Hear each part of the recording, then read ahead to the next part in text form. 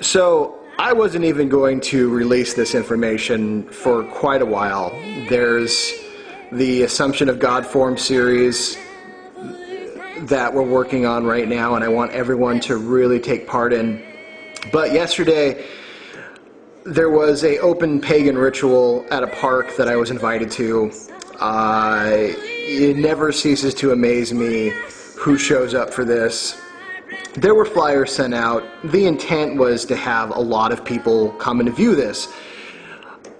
You know, that's fine. If you're not a pagan, that's great. If you don't want anything to do with it, stay away. But the fact that a group of militant, very anti-anything but Christians showed up for the sole purpose of disruption and to intimidate and make threats just is so fucking ridiculous to me that it just, it's an affront on all that is good and decent and is in no way in line with freedom and liberation and honor and truth. And in all ways reflects the elitist and greedy and self-serving purposes of the Illuminati and the reptilian agenda, which really, really furthers to make me a firm believer that Christianity has long been manipulated and is now a weapon and tool instead of a path to a higher self. But, I'm sure there is a great deal of very good-hearted Christian men and women out there who live in a way that is completely opposite to what these people showed up as. And I do have to take it back. Even in my anger right now, I do have to look at the Illuminati and say, yes, those are pagans that do a great disservice to other pagan individuals. So just keeping in the vein of what this militant Christian group did, there was threats of physical violence, and then physical violence that followed. I had bottles and glass bottles thrown at me. I wasn't even part of the pagan ritual, but whenever that happens, I step in. And my first intent is just to move everyone apart and, stand my ground and say, you know what, this is freedom of speech, this is freedom of religion, we have every right to do this, you need to stand down, you're being essentially a terrorist. And that doesn't go well for people who believe that Jesus has told them to go nuke and bomb everyone who, one, isn't a Christian, and two, whoever the neocon agenda of George Bush, hijacked the Christian movement and has funneled them in that direction, and for some reason they can't see, anything else but baby Jesus telling them to go kill people. So in this process, I had to pick somebody up off the ground over my head and hurl them back to the ground. This person had also already struck a woman, had kicked at a child, and numerous other things. So I felt no pity doing it. I also had to put my knee in his chest and grind and dig it in, so he had found it very difficult to breathe, and I had to hold him there until his stupidity left him. And then he was free to go. So I guess really what it came down to is I really feel that my pagan brothers and sisters, and even if you're not a pagan, that's fine. I really feel it's time, but, well, here's the thing. Because I do everything in a pagan vein, because that's my mindset, because, I study pagan stories, I study pagan mythology, and I've done it since the age of, 9 or 10, and so that's 20 plus some odd years. Everything in my life revolves around that. Well, I shouldn't say everything, but a lot of things do. At least in how I present myself and how I think and my worldview. But because I am also very interested in physical culture, you better believe I draw parallels between the great heroes of especially Germanic and European paganism and my own physical practice. I am and there's been some people that have picked up on this. I am a pagan strongman. I do pagan-themed strongman shows. They've been small. I've been building up an act, essentially, and I am looking to teach and to give pagan parable through acts of strength, and there's some really cool things coming up with that, and as I develop them, I will fully release it. In about a year, I'm going to fully release who I am. I've already decided that. I've got the Order's blessing, and I'm going to go out on my own. I'm not leaving the Order, but I am definitely going to strike out as someone in the pagan community. My work with the Order will remain the same. The Order was initially a secret society within another pagan group. We are keeping with that work with the Order, and I am going to branch out and do my own thing. And the link between spirituality and strength training is my major focus, and of course my major focus in spirituality is European and Germanic paganism. So when that stuff comes out, I'm sure it'll be unique, to say the least. I have, I am my own guinea pig. Everything I do, I put myself through first, and if I don't get immediate awesome gains from it, I don't even touch it. So I think people will be very impressed by what they see when they see it. I want everyone who's interested in really stepping up their physical formidability, their physical prowess, to spend the next year going through what I'm about to lay out. And I'm big on leg training, and I'm big on grip training. Leg strength and hand strength are your primary, highly functional tools. Your next is actually your back. Pulling, back strength, lifting.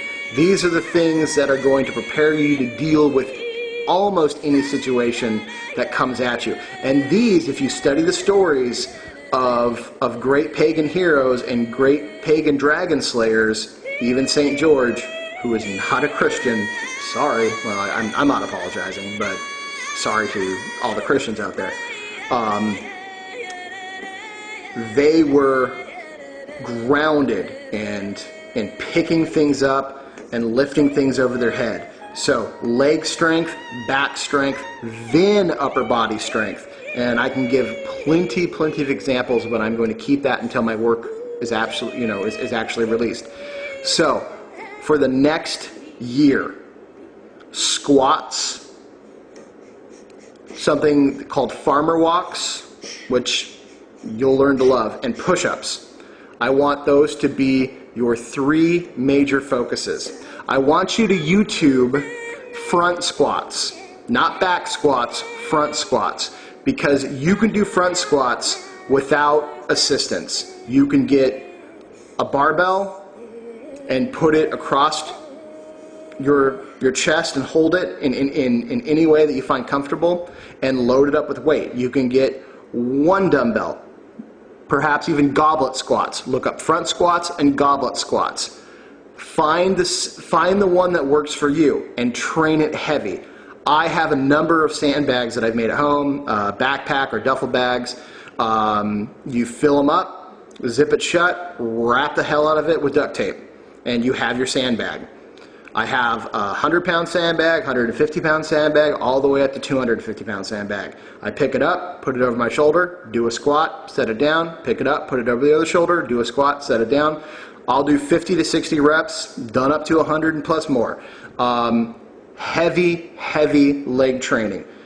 Start with 20 repetitions with a heavy weight.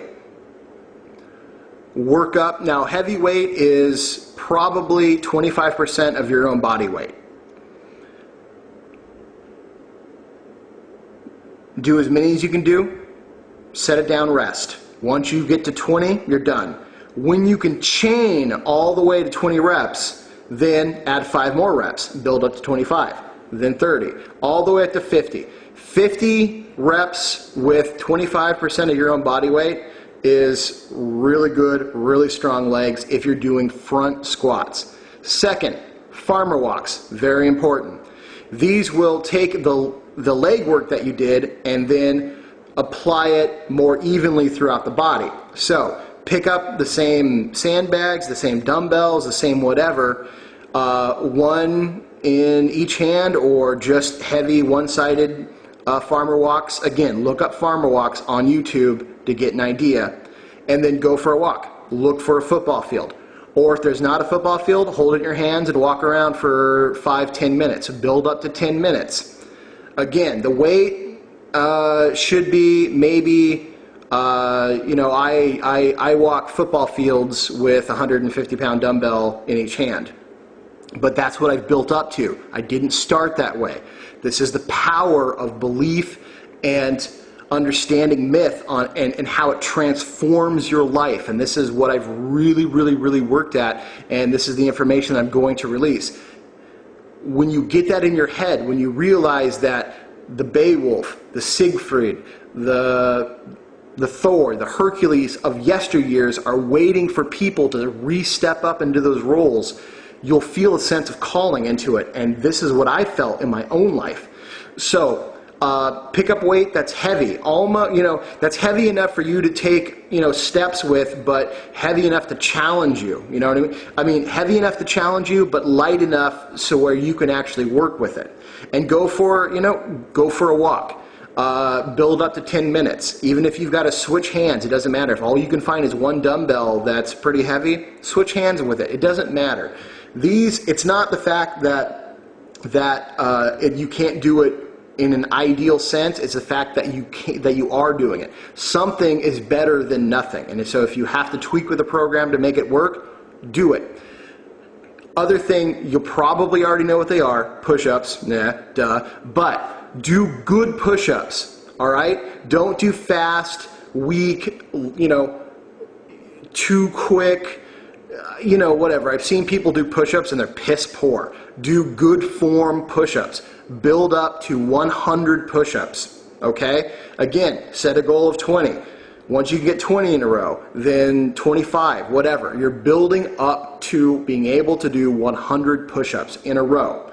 Good form, solid, not too fast, slower the better actually, but just good moderate speed push-ups. And you're going to do it all within an hour. So you're going to do your squats, your farmer walks, and your push-ups all in an hour, and you're going to do that 3 times a week. Okay? I don't care what days those are, just do it 3 times a week. Okay? I'm not even going to touch stretching. I'm not going to touch anything else right now, but that's the foundation. Legs, full body, upper body. Your back is going to get a lot of work in this, even though you're not doing a lot of pulling motion, especially in the front squats.